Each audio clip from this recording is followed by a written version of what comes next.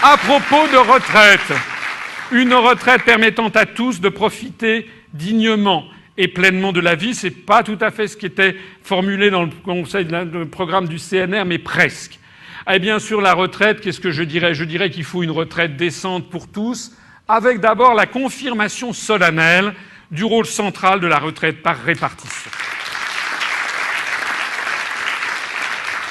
Une inscription de ce principe dans la Constitution, vous voyez que cette Constitution sera vraiment profondément toilettée, permettra de porter un coup d'arrêt aux dérives envisagées constamment depuis maintenant une quinzaine d'années vers un système par capitalisation qui risquerait à terme de mettre en jeu la vie et la retraite de millions de Français dont les gestionnaires joueraient à la retraite en bourse. Joueraient leur retraite en bourse. Vous savez qu'il y a des cas comme ça aux États-Unis qui sont dramatiques parce qu'effectivement, on nous a expliqué tout au long des années 90 et notamment de la bulle Internet que c'était formidable les retraites par capitalisation parce que ça permettait d'assurer des retraites pour 3 fois rien et d'avoir, mais évidemment, quand les cours de bourse montaient très fort, et là, maintenant vous avez remarqué que depuis 2008, plus personne ne parle de retraite par capitalisation puisque les cours de bourse se sont quand même orientés profondément à la baisse depuis maintenant 3 ans. On a dû perdre à peu près, bon an, mal an, on a dû perdre à peu près 40% de valorisation boursière. Donc, ceci n'empêche pas, de la même façon que la renationalisation de TF1 n'empêchera pas qu'il y ait des sociétés de télévision privées en France, ceci n'empêche pas le fait que les Français à qui ça chante puissent participer eux-mêmes, se joindre par eux-mêmes à un système de retraite par capitalisation complémentaire.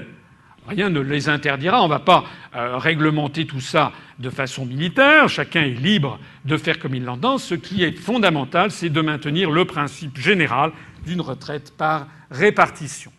Il y aura également un réexamen général de la question des retraites dans un cadre national et dégagé des instructions européennes, notamment incluses dans les grandes orientations de politique économique. Puisque, je le rappelle encore une fois, ces grandes décisions du style on passe à 37 ans et demi, à 38 ans, 39 ans, 40 ans, 41 ans. Vous savez qu'on est à 41 ans, bientôt 42, 43 ans de cotisation. Vous avez vu que maintenant on pousse à un départ à la retraite à 65, 67 ans. Maintenant, la Commission dit 67 ans et M. Fillon, il y a quelques semaines, a dit qu'il faut faire comme les Allemands. Rappelez le début de cette présentation de programme. Il faut faire comme les Allemands et donc il faut passer à 70 ans. Donc nous, on dit attention, attention, on va arrêter un petit peu tout ce système. On va regarder ça d'un petit peu plus près. Dans l'immédiat, un coup d'arrêt à l'augmentation continuelle du nombre d'annuités. Ce nombre sera plafonné au montant actuel de 41 ans qui est actuellement en cause. Les hausses prévues pour les prochaines années seront annulées. Et puis un coup d'arrêt à l'augmentation continuelle de l'âge de départ à la retraite.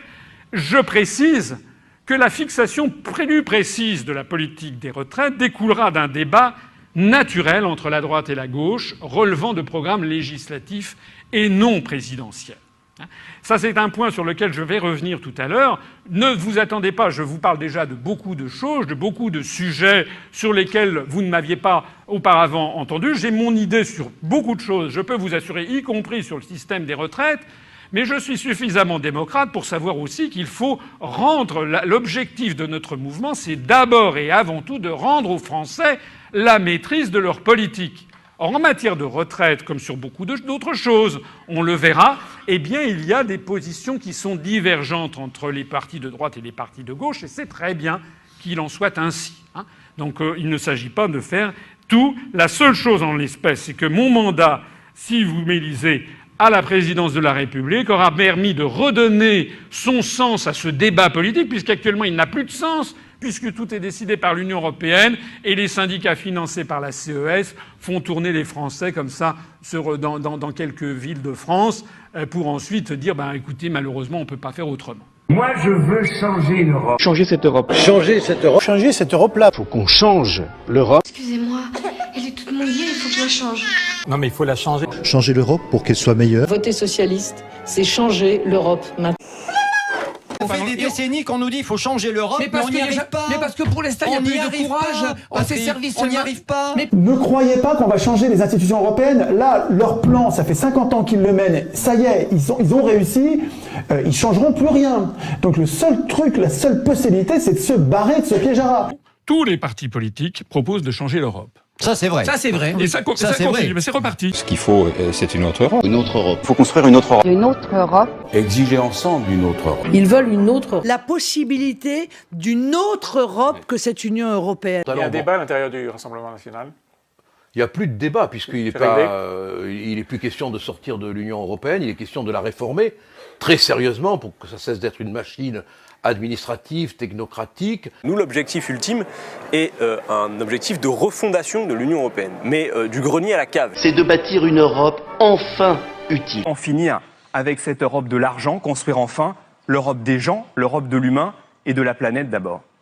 Même Nathalie Loiseau aujourd'hui nous explique il faut une Europe qui protège. Mais laquelle? Ça fait 30 ans qu'ils nous la promettent, l'Europe qui protège. Alors je le dis ici, l'Europe doit être repensée, l'Europe doit être refondée. Nous devons refonder notre Europe. Refonder cette Europe. La refondation, effectivement, est nécessaire. Pour une autre Europe radicalement différente. Qu'est-ce qu'on fait? On sort de l'Europe ou alors on change l'Europe?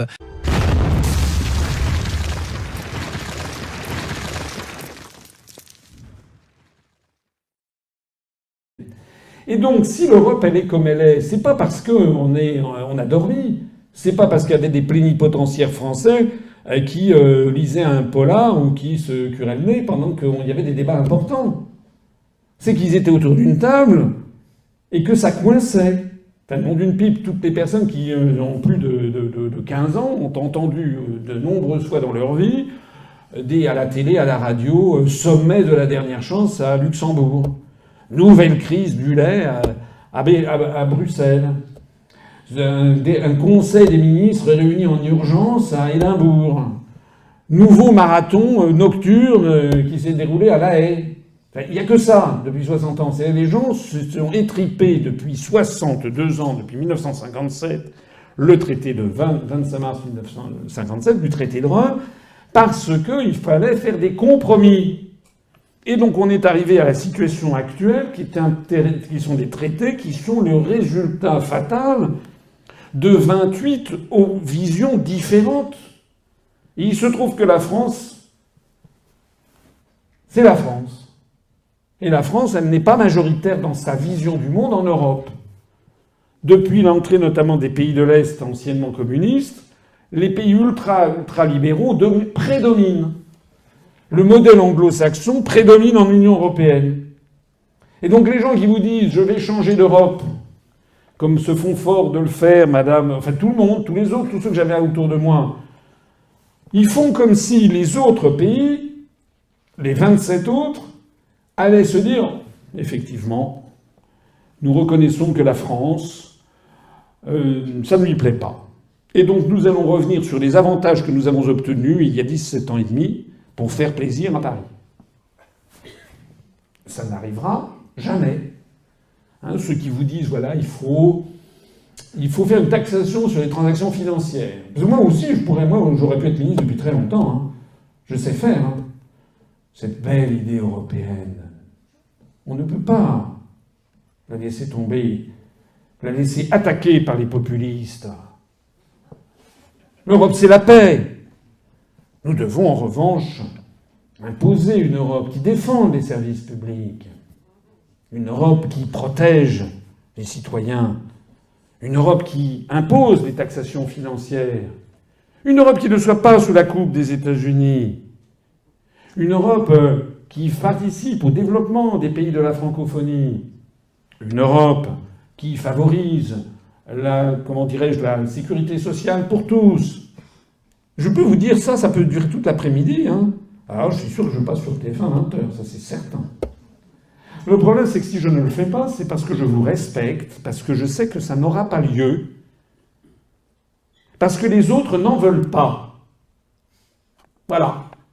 Vous n'avez jamais invité un candidat comme François Asselineau, par exemple. Ce serait dommage, ça serait un peu dommage dans le service public qu'on n'entende pas des candidats. Moi, il me manque pas. Écoutez, vous, il vous manque moins, un peu moins, mais on...